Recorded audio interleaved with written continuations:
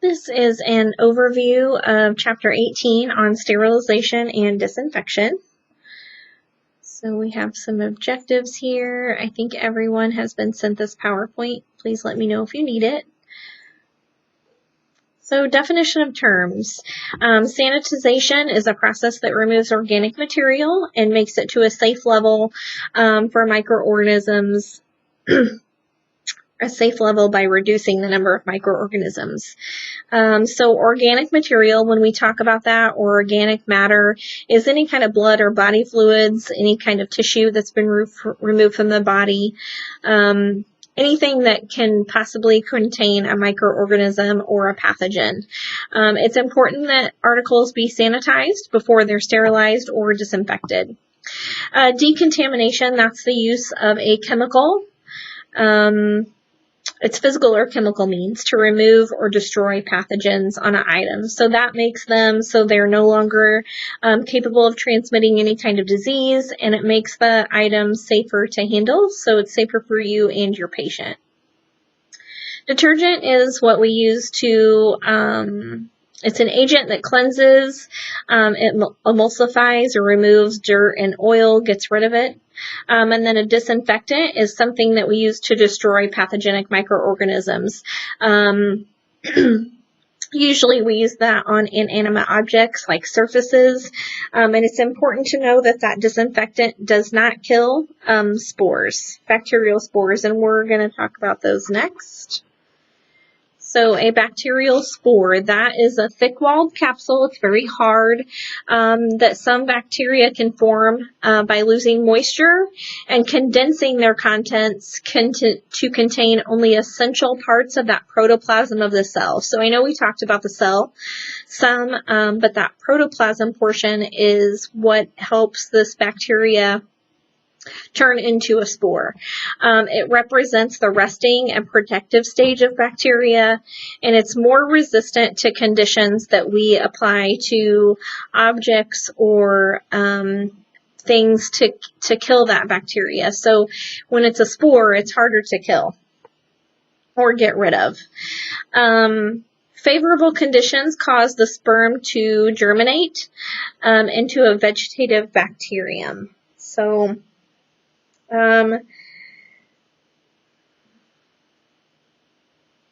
spores are capable of reproducing. Spores can cause tetanus or botulism. Tetanus, that's the term that you think, it's a disease that you think of when you think of lockjaw, and it causes it affects the nervous system. So breathing is difficult, makes it hard to move, but that lockjaw is kind of the telltale sign of tetanus that you can get.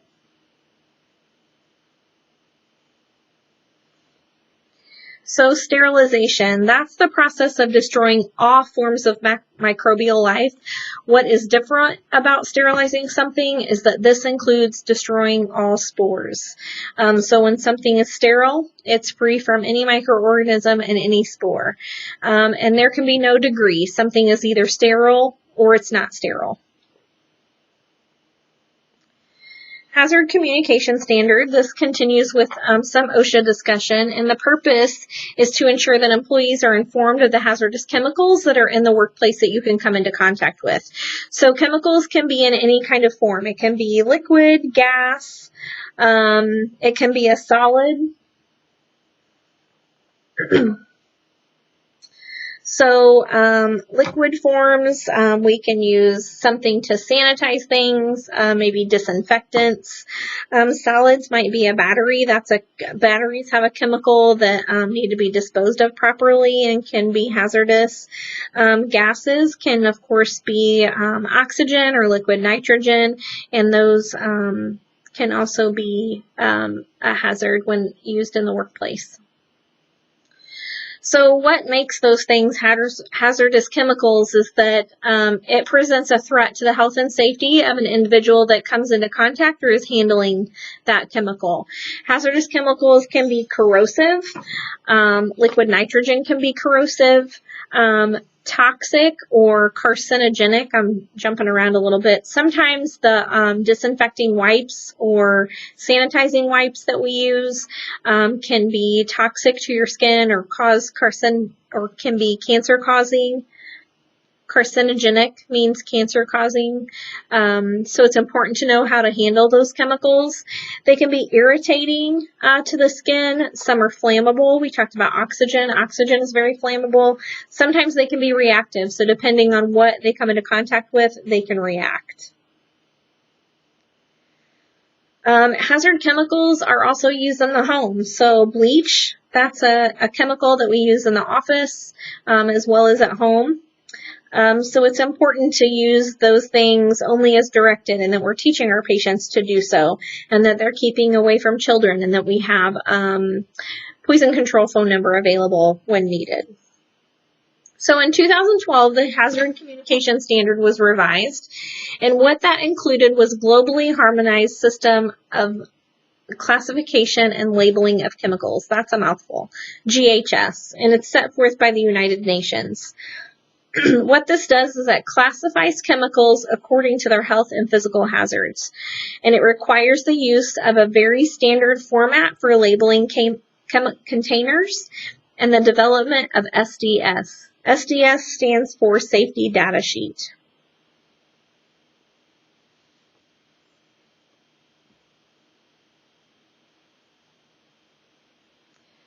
This revision assists in preventing injury and illness associated with exposure to hazardous chemicals. In the medical office, sanitization, disinfection, and sterilization procedures involve the use of these hazardous chemicals.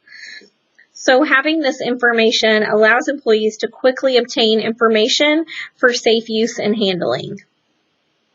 The Hazard Communication Standard consists of the following components: development of a communication program, an inventory of those chemicals, labeling requirements and safety data sheet requirements, and then employee training and information. So every employer is required to have a hazard communication program. Just like we talked about the exposure control plan, we are also supposed to, your employer is also supposed to have a plan as far as hazardous materials. So it's a written plan, and it describes what your company is going to do or what your workplace is going to do to meet those requirements. And it must be made available to all employees who work with those chemicals.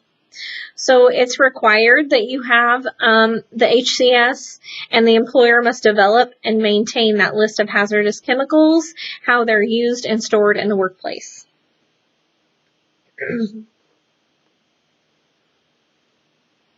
That's typically kept in a central location as well. This inventory must include the name of the chemical and which manufacturer makes it, the ingredients that cause the hazard, and any safety and health ratings of that chemical. It must be updated as new chemicals are acquired, and managers are responsible for keeping that up to date for you as the employee. It is your job as an employee, however, to be familiar and to review this information. So examples of chemicals that are used in the office, it's anything that we mentioned: sanitizing, disinfecting, or sterilizing. So any kind of chemical disinfectant. We're going to talk about autoclaves and how they're cleaned, and any chemicals that are used for laboratory testing. So there's some developing solutions and controls that can be used, and there's testing reagents. So whenever you are performing a lab test, sometimes you will collect the lab specimen and you will add something to that specimen to help it develop into a positive or negative result. So that might be an example of a solution that you might use, or a testing reagent. There are, when you collect a lab specimen, usually when you start a new box, you will get a control to make sure that there's no concerns with the lab test that you're using. So you might run a control test, and that control developing solution can be hazardous. So if we talk about continue to talk about our examples, we can, there's local anesthetics like lidocaine or xylocaine that are used as numbing medicine. If someone's having a procedure, front office supplies, there's toner and copy machines that can be flammable. Laser printers or whiteout is another common product that you might find in the front office. And then like cleaning products like drain cleaner, maybe you have Drano. Alcohol is another pharmaceutical product or cleaning agent that you might find in the office that can be flammable.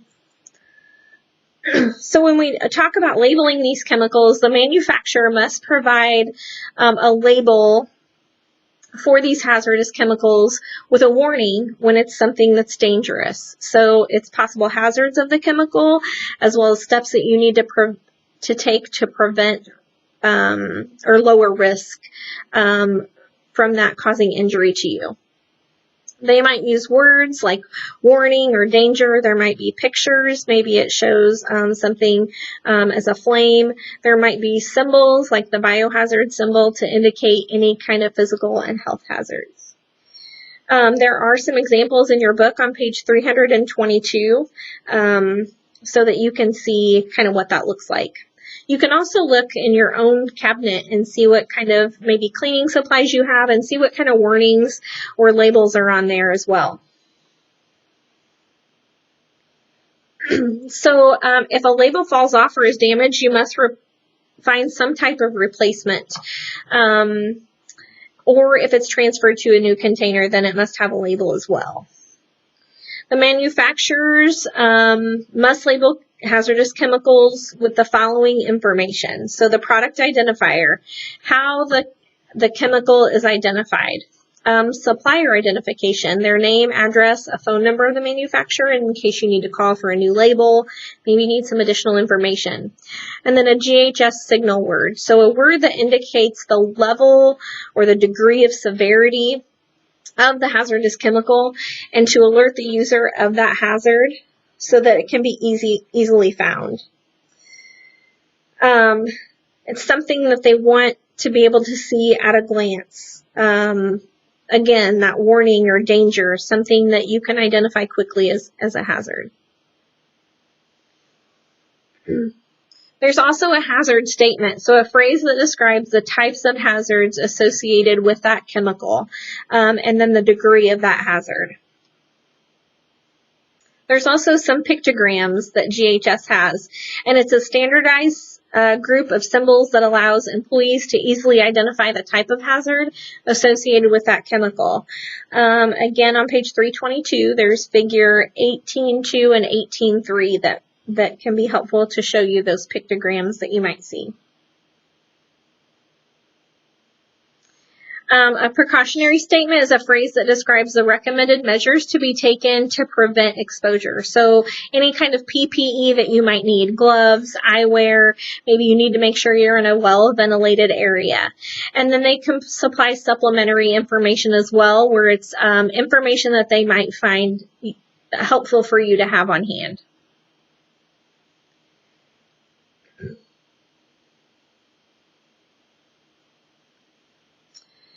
So a safety data sheet, this is what's commonly found in the office. It provides more detailed information on the container label about the chemical, its hazards, and measures to take to prevent injury and illness. There must be a safety data sheet on each chemical that's used in the office, and it must be readily available to employees.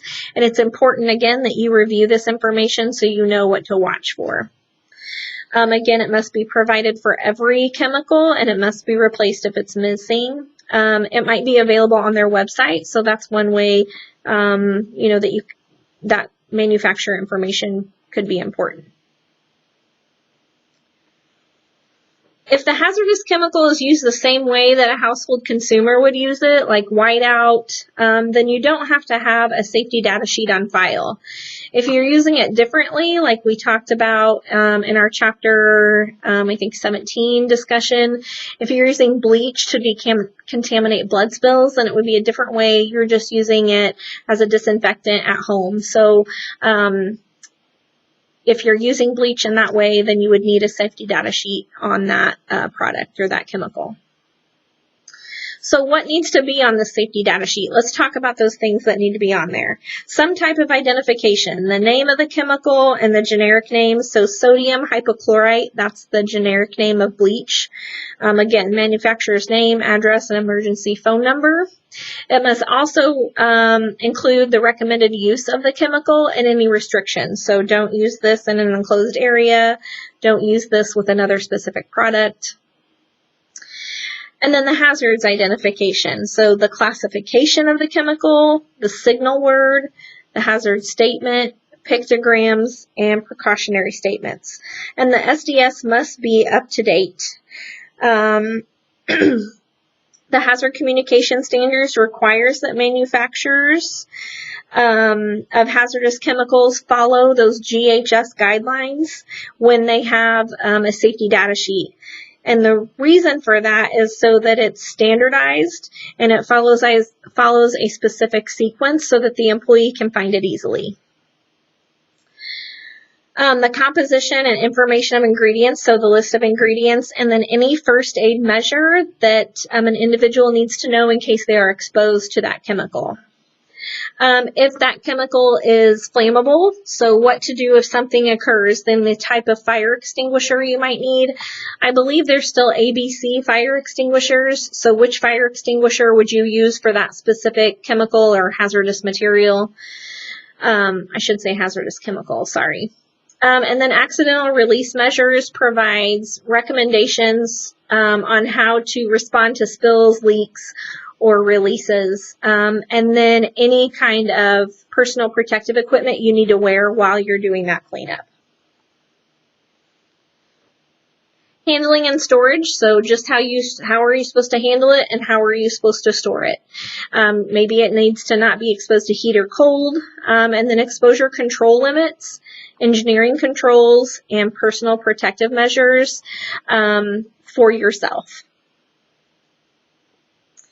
Physical and chemical properties associated with that chemical, like an appearance, an odor, the pH, the boiling point, that might help you identify if something is not good. If it's supposed to be a clear chemical, maybe it's got a color to it, maybe it has a different odor. Stability and reactivity, again, if something is combined with another chemical and it can react, it may be dangerous for you, so it'll tell you what hazards might be with that. Toxicological information. So this is the route of entry, signs and symptoms of overexposure, medical conditions that are aggravated, and an indication of whether the chemical has been identified as a potential carcinogen. Again, carcinogens mean cancer causing.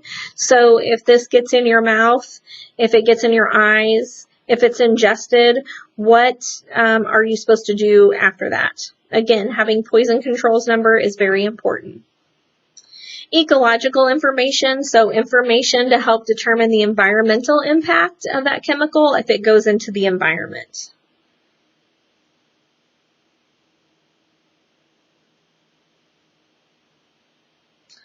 And those signs and symptoms of overexposure are categorized according to maybe acute or chronic health conditions or health hazards. The safety data sheet has to have disposal considerations. So how do you properly dispose of this? Can be put down the drain? Does it need to be regulated medical waste? How does that work? And then can it be transported or shipped? Any guidelines that might be required for that. Regulatory information. This is the safe, health, and environmental regulations specific for the hazardous chemical that is not indicated somewhere else. So maybe any additional information that might need to be posted somewhere for the employee to know about. And then other information. So maybe when the SDS was prepared, or maybe the last revision that was made to that safety data sheet. So employee information and training. So information on chemicals in the workplace must be provided to you at the time you are assigned to work with that chemical or when a new chemical is introduced. Information that must be given to you as the employee. So requirements for the HCS, physical and health hazards of exposure, protective measures to take when using that chemical, emergency procedures in case someone has contact with it or there's a spill, and then the meaning of the information on the container labels. So how can you protect yourself? How do you deal with an exposure or a spill, and what you're looking for on that container label and what it means. Also, where the hazard communication program, where that's located and where you can find that list and the SDS in your workplace needs to be relayed to you as the employee. So let's talk a little bit about sanitization. We're going to skip the subjectives part.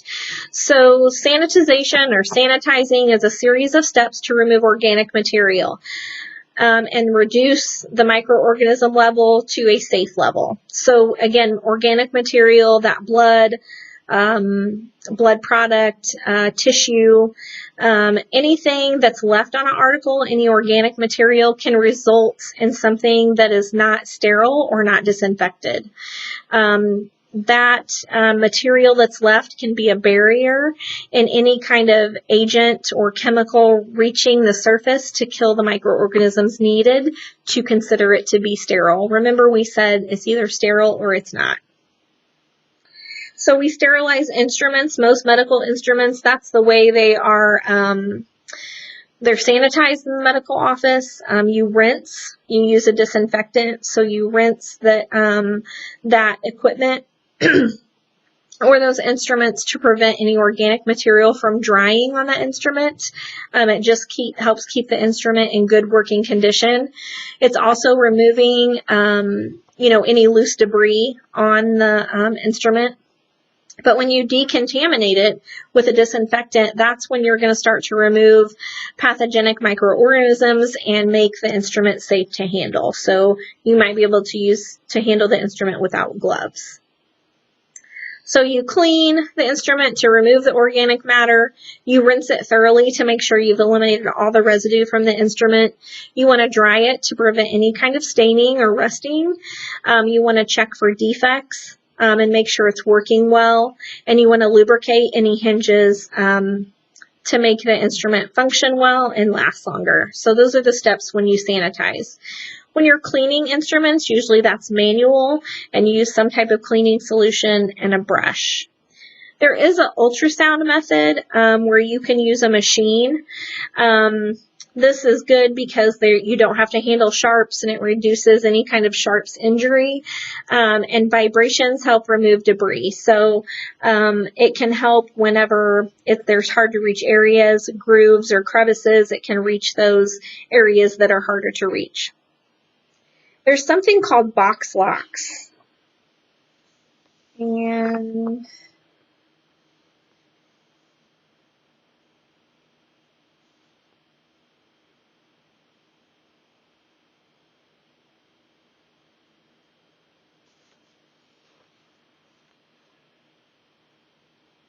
we'll come back to that. We're going to talk about box locks. It is important that when you are sanitizing an instrument, you wear gloves. So you can wear utility gloves over disposable gloves. Remember, those can be reused if they are disinfected. You want to make sure when you are handling any kind of bloodborne pathogen or other potentially infectious material that you're using disposable gloves, and any irritating effects of chemicals can be prevented using utility gloves, and cuts and punctures from utility gloves. You want to make sure you're handling instruments carefully, that you're not dropping them, throwing them into a basin, or putting them in a pile or a heap, and that you keep sharper instruments separate. That just keeps them in good working condition, keeps the sharps sharp, and delicate instruments need to be kept separate as well. Anything like that can keep the instrument from working properly. Those instruments are costly, so we want to make sure that we take good care of them and that we're able to use them well in our patients. So you want to make sure that when you are using a chemical agent to sanitize something, that you've reviewed that SDS and you've read the container label. You know how to use it. mix it if it needs to be mixed with water, how to store it, and any personal protective equipment you might need to use while you're handling that chemical. You want to make sure it's not expired, because if it's expired, they lose their potency. It may not be sanitizing the instrument to its best ability if it's expired and not as potent. You want to make sure that you're using the correct cleaning agent.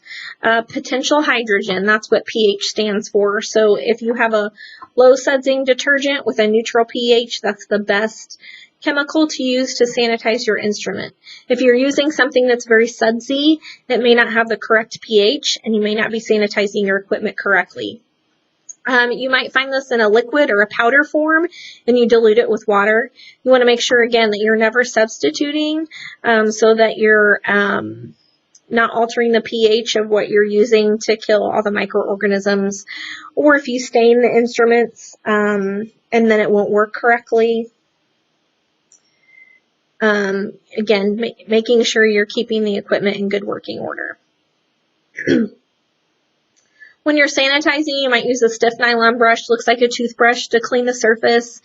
And you might use something that's stainless steel to use those to clean grooves and crevices or any kind of serrations. You don't want to use that just on the surface, because it can scratch or damage the instrument. They can get chips in the stainless steel. There's also stain removers, so if something is rusted or stained, you don't want to use anything abrasive. You want to make sure you're just using a designated stain remover so that, again, you're keeping that instrument in good working order. You want to make sure you're inspecting the instrument, that the blades aren't bent, that the tips approximate tightly so they come together nice and tightly, that they fit well and evenly when they're closed. And if it's not working correctly, you want to let your manager know so that they can get that instrument fixed, and so it's in good working order and it works well on your patient. So you want, again, carefully inspecting your instruments. The box locks should move freely but not too loose, and any pin should be flush against the instrument. So if you look on page 331 on step 9 in your book, there are some instruments. You can see the box locks where the handles are for the scissors. Just under that, there are some serrations. Those are box locks, and they fit together to hold the scissors in place. Maybe when the doctor is holding a piece of tissue out of the way, he may use that so that he doesn't have to hold his hands. It just locks it in place. Spring handles should have good tension to grasp objects, so any kind of tweezer should be able to pinch tissue and pull, so you have a good grasp. And the cutting edge should be nice and smooth. There shouldn't be any nicks, because again, that might damage tissue to the patient or cause them more pain. They should cut cleanly and smoothly. Any kind of scissors, like you might try cutting them into gauze to make sure that it can cut without scratching. Again, lubricating moving parts, so any hinges on scissors or making sure the blades can move freely and well. You wouldn't want the physician to be trying to cut something and it doesn't cut well, or the hinges don't work well. If you're using a lubricant when you're sanitizing, the lubricant just needs to make sure that it can be penetrated by steam. If the steam cannot penetrate it, then that lubricant will build up, and then the scissors may not cut well, it doesn't move freely. And you want to make sure that you're rinsing and drying the instrument. Again, functions better, lasts longer, there's no rust. You don't rinse off lubricants because you want them to kind of seep into those crevices and those hinges to keep them working well.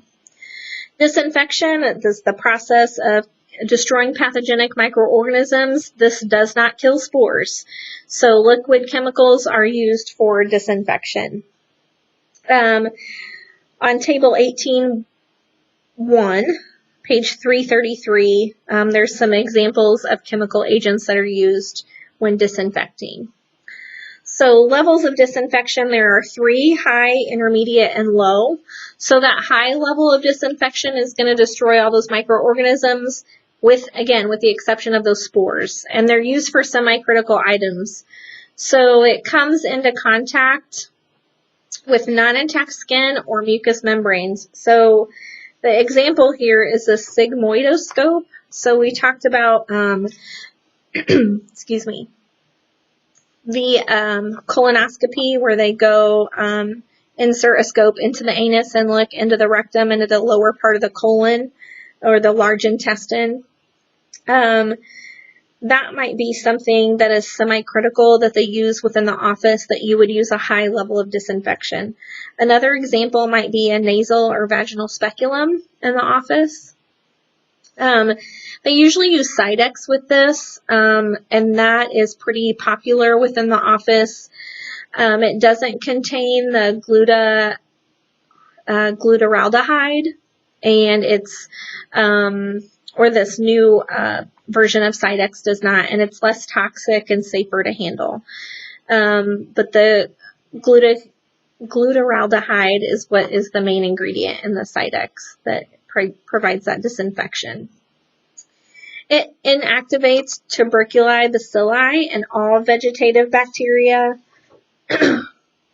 Vegetative bacteria is bacteria that is metabolizing or replicating. So, we want to stop that from happening. Also inactivates most viruses and most fungi. It does not kill spores. We've mentioned that.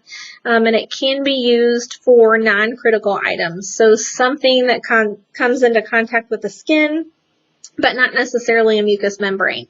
So maybe a blood pressure cuff or a stethoscope, maybe something like that you would use, that you would just want to use that immediate level disinfection. Non-critical items comes into contact with intact skin, but not mucous membranes. We talked about that. Alcohol is a good example, like an alcohol wipe that we use to clean off that bell or diaphragm of the stethoscope and the earpieces before we use it. That's the common intermediate level disinfectant. Low level kills most bacteria, some viruses, and some fungi, but does not kill bacterial spores or resistant microorganisms. So low-level disinfection might be something that we do, or really disinfecting exam rooms would be something that we could do. So we're keeping it free from microorganisms and pathogens as much as we can to protect our patients from becoming sick. So low-level disinfection, this is what we would do in the exam room. So that's what we use to clean off surfaces, countertops, maybe the exam table, the chair that the patient sat in, the blood pressure cuff, household bleach, and phenolitics is another example, which is Lysol. It's found in Lysol. And then let's move on to this last part of sterilization. I feel like you guys have a great understanding based on what you sent me for the sterilization, but this is the process in the office where you use an autoclave, and it's where you destroy all microbial life, including those spores. And there's just some information. We're going to review this last part quickly. I know it's most of the discussion, but we're going to go through this quick as kind of a review for you. So we sterilize critical items, or any item that's going to come into contact with sterile tissue. So instruments for a surgical procedure in the office or a special procedure that might be done, that instrument will need to be sterilized, or that equipment. So most offices will sterilize semi-critical items too. We talked about the vaginal speculum and the nasal speculum. Excuse me. And those might also be sterilized. It's just a safe and convenient and inexpensive way for the office to destroy microorganisms and keep their patients safe. And it can be less hazardous than using disinfectants or other chemicals. Most offices use autoclave as their method of sterilization.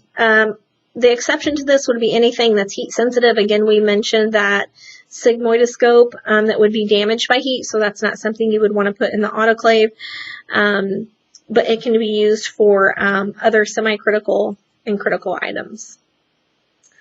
When you sterilize something, what you're doing is creating steam under pressure.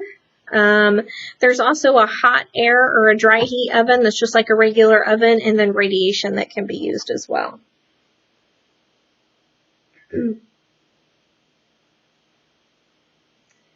So some things that I wanted to go back and mention for sterilization is that boiling can kill pathogens enough to be safe, but it doesn't kill all of them. So boiling does not sterilize something. Some sterile sites that you may come into contact with are blood or any kind of joint fluid, pleural fluid. We kind of talked about that before. But that's just a couple things I wanted to mention.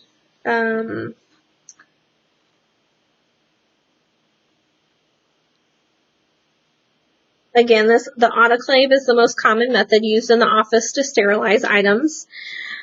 And it's used to sterilize items that are not harmed by moisture or high heat.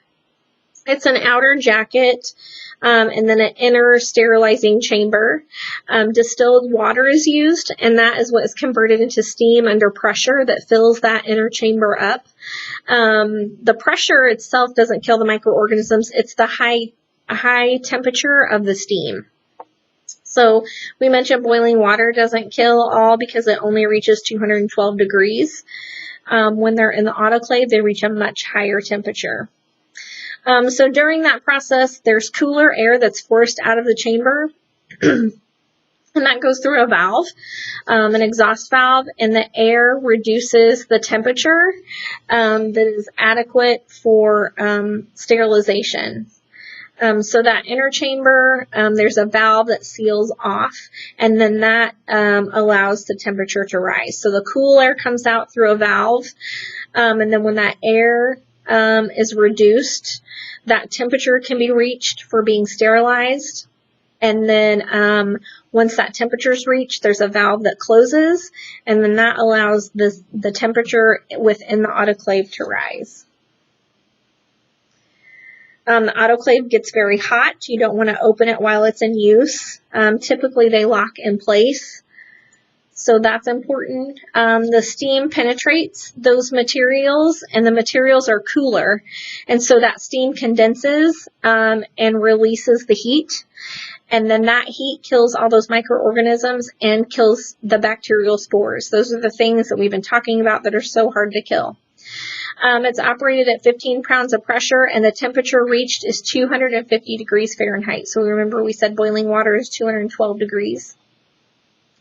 So most microorganisms are killed within a few minutes. And spores can withstand a temperature of 240 for more than 3 hours. So that 240 degrees Fahrenheit. So that's why it reaches that 250. And it has to reach that for at least 15 minutes for organisms to not survive. So there's a monitoring program, there's sanitizing articles, wrapping articles, operating the autoclave, handling and storing packs, and maintaining the autoclave. So we're just going to try and hit the high points of this. The monitoring program is important. It's monitored by the CDC, or recommended by the CDC, I'm sorry, to ensure everything is sterile when they're used. Again, that's keeping our patients safe and keeping us safe. So there's written steps for each process with when it comes to sterilizing, and that is to help make sure all the conditions have been met. So there's an autoclave log. Each log should consist of varying things depending on what the office is doing, but needs to make sure the temperature was reached, the sterilization indicator, who did it. Autoclaves may or may not do this on its own. Sterilization indicators. So the purpose of those is determine the effectiveness of the procedure. So making sure that those materials are being sterilized, that they're exposed to the steam at the sufficient temperature for the sufficient amount of time. So it helps check against improper wrapping of articles, improper loading of the autoclave, and faulty operation of the autoclave. So that's the purpose of having those indicators. And an article isn't sterile unless steam has penetrated to its center. So most indicators are put in the center of the pack so that everyone knows that that level of heat was reached in the center. And it's important that you know where to put the indicator based on the manufacturer's instructions. Those indicators are the most reliable way to make sure that you've reached the appropriate temperature for the specific amount of time. If the indicator doesn't change, so maybe there's a problem with the sterilization technique or the working condition of the autoclave, and you'll have to re-sterilize should those instruments not reach that appropriate temperature for the appropriate length of time. So it might indicate, if that sterilization indicator doesn't change color properly, that the autoclave is in need of repair, and that it shouldn't be used until it's serviced. You want to make sure that you're storing these indicators in a cool, dry area because heat and moisture can damage them. So chemical indicators are a type of sterilization indicator. They contain a thermolabile dye that changes color when it's exposed during the sterilization process.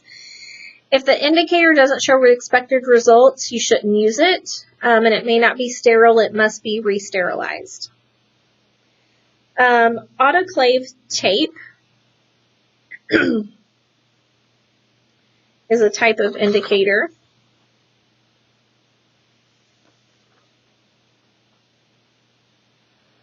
And it contains a chemical that will change color when it's exposed to steam. It's placed on the outside of whatever package or wrapping you've used. It can be in different colors. It can be written on, and it helps seal the package or the wrapped article.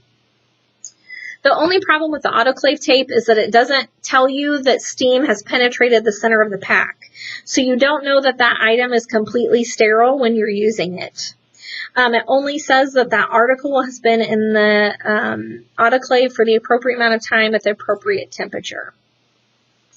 Sterilization strips, those are commercially prepared, and they can be paper or plastic. They also contain that same dye, and they're designated to change, or they're designed rather, to change color once they've reached the specific temperature for the specific amount of time, and those can easily be placed in the center of the pack.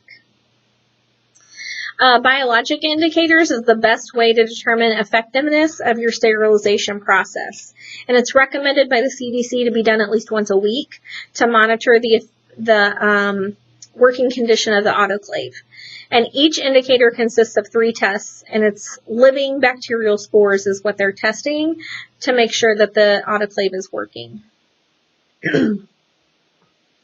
So there's 2 spore tests. One's sterilized and one is not.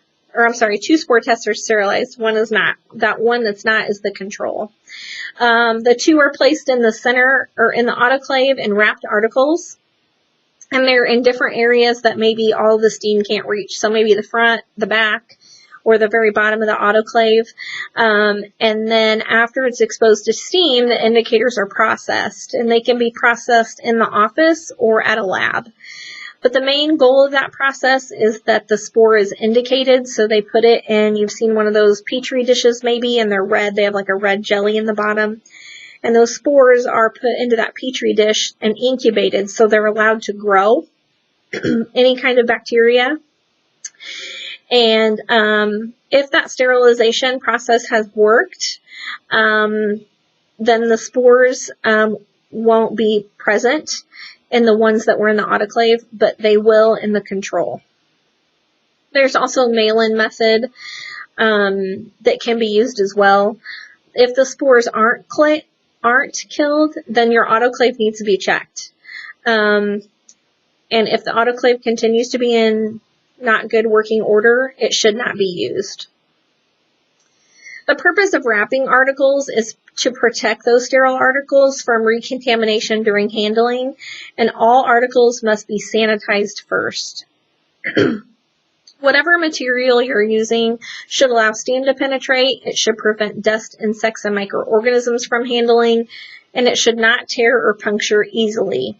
The package should be able to be opened without recontaminating objects, and you should not use it if it's torn or wet or has a hole in it. Sterilization paper is one example. It's very disposable or very inexpensive, and it's disposable, and it comes in different sizes. So it can be used in different sizes of packs.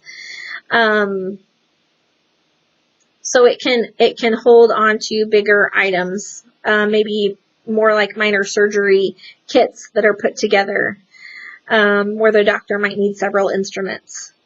It's really hard to open up once you use the sterilization paper. It's not very flexible. It doesn't lay flat easily, and you can't see what's inside the package to make sure that it's been sterilized until you open it and you're using it. It's paper or sterilization pouches. They are paper and plastic. Let me get through to my notes because there's some pages where you can look and see.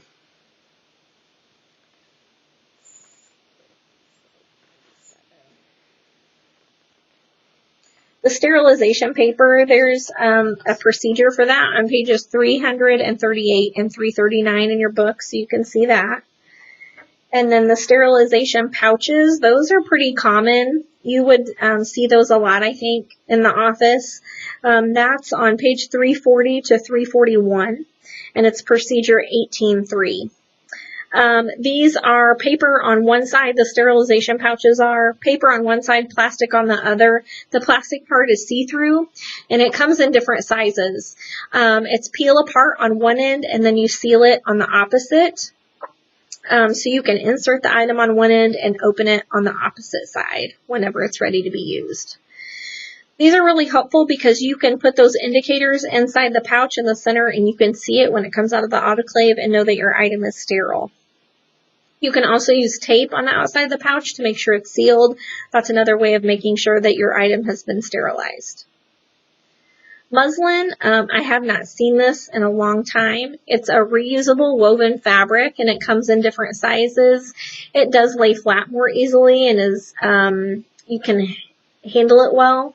It's very economical because it can be reused, and it's usually in larger packs. And it can be that way. It can be easily opened when it's on a tray for the physician to use. So there's lots of steps when you're operating an autoclave, and it's important that you know what the functions of your autoclave before you start using it. And you want to know if there's a lot of manual involvement or if it works automatically. It should be on a level surface so you know that the water chamber is filled correctly. You only use distilled water because tap water can have corrosive, it can have minerals in it which can corrode the autoclave, causing it to not work correctly. And if there's not enough water in that reservoir, then it makes sure, or it doesn't allow that correct temperature to reach, so it can malfunction. Small packs are best when you're using an autoclave. That way the steam can reach the center. If the package is bigger, it just creates more time for the autoclave to reach that center of the pack. It's important that you don't stack packages on top of each other. You want to allow free circulation penetration of that steam. So make sure that they're 1 to 3 inches apart for small, 2 to 4 if they're larger. They don't want to touch walls, and again, you want to make sure that that steam can circulate so that it's hitting all areas. If you're using glassware or jars, you want to put them on their side, and anything with fabric, the fabric should be placed in a vertical position so that steam can penetrate well. Pouches should be placed on their sides, or with the paper side up and the plastic side down. That way it maximizes the ability of the steam to circulate, and it also helps with drying. So timing the load, it needs to make sure it's at 15 pounds of pressure at a temperature of 250 degrees Fahrenheit, at least for 15 minutes. If they're larger packs, 30 minutes would be appropriate to make sure steam penetrates the center of the pack. You don't start timing the load until the temperature has reached the desired level. So you want to make sure it's 250 degrees before you start that 15-minute or 30-minute timer. If you start it too early, your items won't be sanitized well. Again, they're not sanitized unless they've been in the autoclave for at least 15 minutes and reached that proper temperature. So if something hasn't been in the autoclave for the right amount of time or the right temperature, you're going to have to start the process all over. So when the autoclave is done, the items in there are going to be damp. They're going to be moist. And so it's important that everything in there dry before you take it out, because those microorganisms can still move through the moisture on the wet wrap, and then they contaminate the sterile article on the inside. So anything that's wet, if you lay it on the counter, that moisture can seep microorganisms through. And the steam, a lot of times, steam needs to be vented from the chamber. It depends on if your autoclave does that automatically or manually, but it makes it safe for the door to open.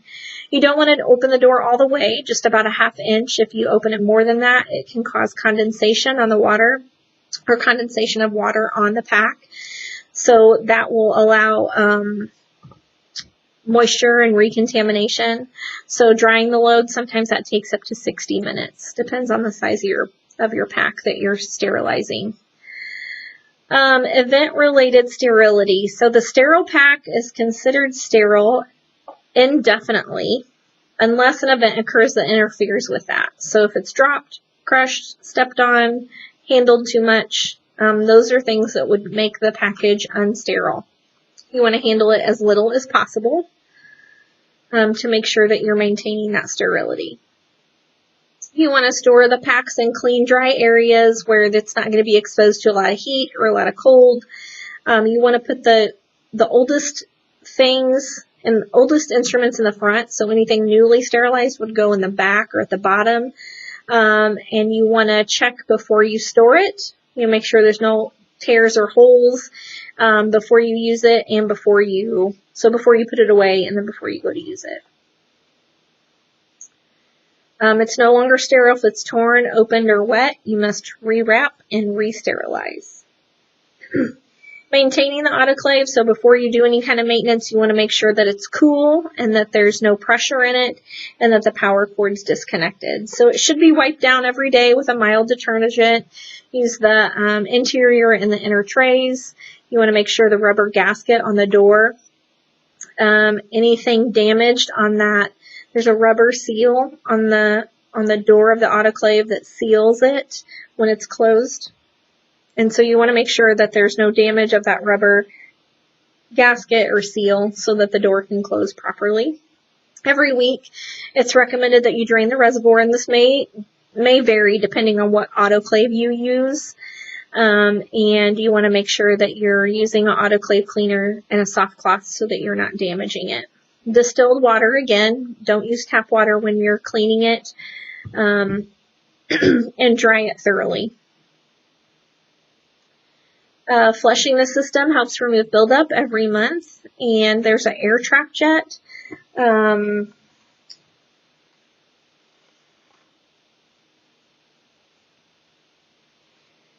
that is the #1 reason, if that air trap jet is not cleaned properly and the safety valve is not working, that is the #1 reason that spore tests can fail.